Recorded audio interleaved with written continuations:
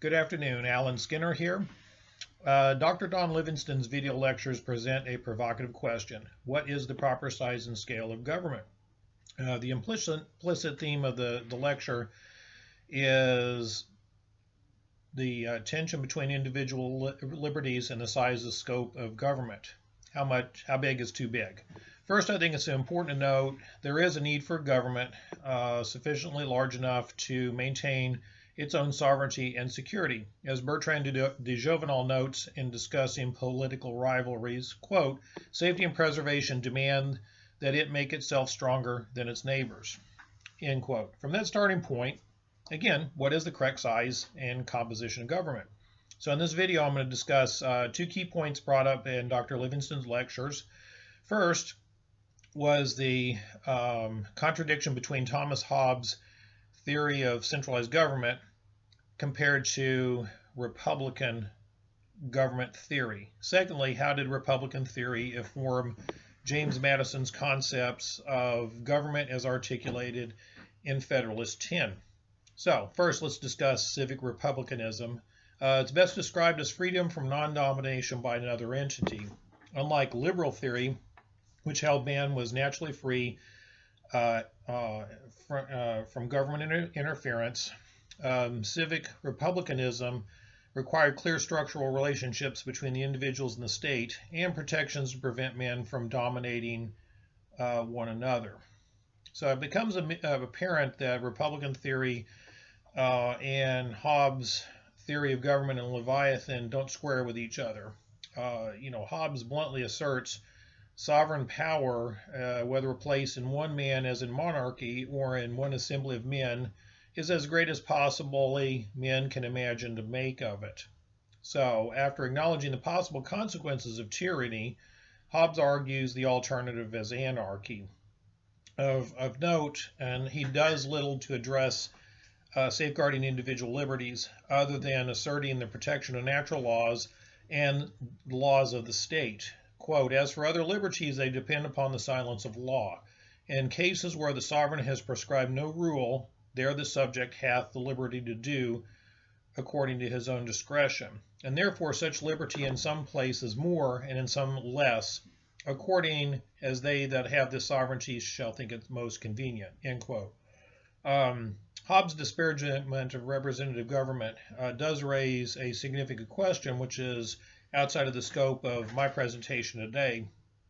But how can that monarchy then be responsive to the needs of the citizens? Hobbes' artificial man, the administrative body of the kingdom, was unelected and therefore had no accountability to anyone other than the sovereign.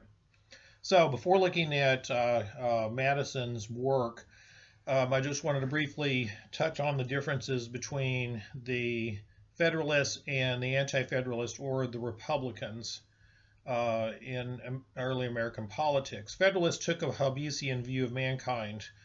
Government was led by educated elite and was to co-opt the otherwise selfish aims of uneducated men towards the public good.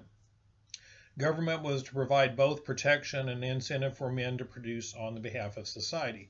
By contrast, Republicans placed more trust in the common man, who, if given access to education and information, were capable of their own self-governments. Thus, government was best when men were restrained only from causing harm to others.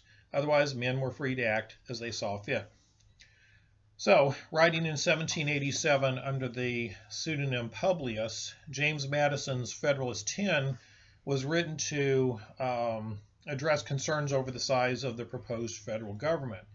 After discussing at length the unsolvable problems of factions, Madison turns to the means of controlling its effects. He first rejects pure democracy due to its lack of protections for minorities and the individual. And by contrast, a republic addressed the dangers of factions and majority tyranny both by divided and representative government. Here, Madison first touches on the strengths of a larger republic. First, each representative chosen by a great number of citizens. In the large than in the small republic, it will be more difficult for unworthy candidates to practice the vicious arts by which elections are too often carried, and the more likely to center in men who possess the most attractive merits and established characters, end quote. Madison does acknowledge the dangers of growing too much. Grow too much, and electors lose touch with the constituents. But if you're too small, then it leads to the local representatives having too much of an attachment to the community and not enough awareness of the big picture, great and national objects, as he terms it. Madison then returns to the benefits of growth in the new republic. Quote, "It is this circumstance principally which renders factious combinations less to be dreaded. Extend the sphere, and you take in a greater variety of parties and interests. You make it less probable the majority will have a common motive to invade the rights of other citizens." Now, Madison does not really give an upper limit to the size of government, but Federalist 10 does articulate a responsive and scalable form of government that seemed best suited to govern the rapidly growing United States of America.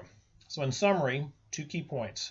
First, a review of Hobbes' Leviathan reveals what appears to be a tyrannical government at odds with Republican theory, providing security and safety, but at a steep cost in individual liberties.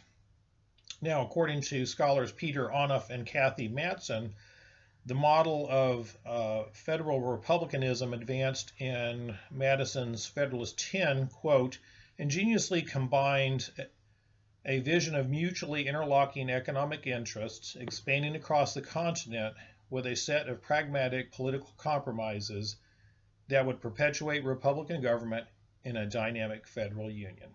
Thank you for listening to my video.